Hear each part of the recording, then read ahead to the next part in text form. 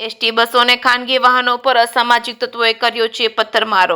Patan ST bus station ખાતેથી ગત રોજ રાત્રિના સમયે શામળાજી, પાટણ, દિયોદર, અમદાવાદ, દિયોર એમ 3 તબક્કાવાર પોતાના નિયમિત સમયે એક પછી એક રવાના થયેલી બસો પાટણ શિહોરી રોડ ઉપર આવેલા નાયતા ગામ નજીકથી પસાર થઈ રહી છે। તે દરમિયાન અજાણ્યા બાઇક સવાર અસામાજિક 2 થી 3 જેટલા ઇસમોએ એસટી બસો ઉપર એકાએક પથ્થરમારો કરતા એસટી બસમાં બેઠેલા મુસાફરોમાં ભય જોવા મળ્યો હતો। જ્યારે ડ્રાઈવરે અસમય સૂચકતા વાપરી બસની સાઈડ ઉપર કરતા જ બસમાં બેઠેલા મુસાફરોને કોઈ નુકસાન થવા પામ્યું ન હતું। તો બીજી તરફ આ રૂટ પરથી પસાર થતા રેતીના 3 થી 4 જેટલા ડમ્પરો ઉપર પણ આ અજાણ્યા વાહન ચાલકે ઇસમોએ પથ્થરમારો કરી ડમ્પરોને નુકસાન પહોંચાડ્યું હતું। આ ઘટનાના પગલે એસટી બસના ચાલકોએ પોલીસને જાણ કરતા પોલીસ તાત્કાલિક ઘટનાસ્થળે પહોંચી હતી। અજાણ્યા ચાલકો વિરુદ્ધ ગુનો નોંધી તજવીજ હાથ ધરી છે। ગઈકાલે અમે અમદાવાદથી તરા બસ સ્ટેન્ડ નીકળતા અહીંયા લગભગ 8:30 વાગે કાંસાની પહેલાં ભારત પેટ્રોલ પંપ નજીક પહોંચતા મારી આગળ જતી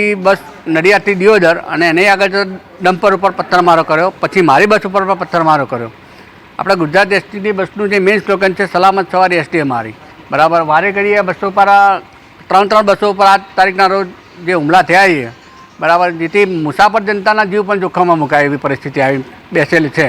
પથ્થરમારા દરમિયાન કોઈ મુસાફર ઇજાગ્રસ્ત બન્યું છે કોઈ? ના, એટલે અમારી સમય સૂચકતાથી અમે સદર વાહન કંટ્રોલ કરેલ છે અને સાઈડમાં કરી પોલીસ સ્ટેશનમાં 112 ઉપર ફોન કરેલ છે અને અમારા નજીક ડેપો પાટણ ખાતે પણ અમે જાણ કરેલ છે।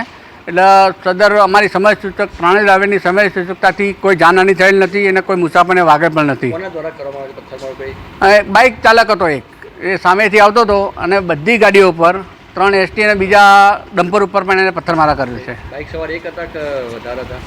એ 2 જ્યાં હતા, એક બાઇક ચલાવતો હતો ને એક પથ્થર મારતો હતો।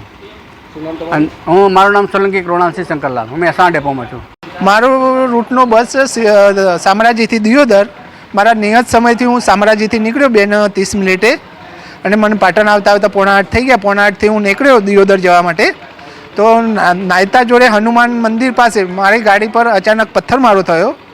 તો હું ગાડી સાઈડમાં કરી દીધી, તપાસ કરી તો બાઇકવાળા હતા એ નાસી છૂટ્યા હતા અને મેં તરત 112માં ફોન કર્યો। 112 ગાડી આવી ગઈ તાત્કાલિક અને અમને દોડધામ કરી પણ કોઈ હાથમાં આવ્યા નથી। કેટલી બાઇક સવારો હતા?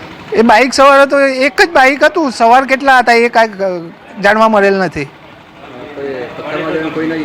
ના, કોઈને ઈજા નથી, મને ખાલી આ આંખમાં કદી શંકાસ્પદ જેવું લાગે છે।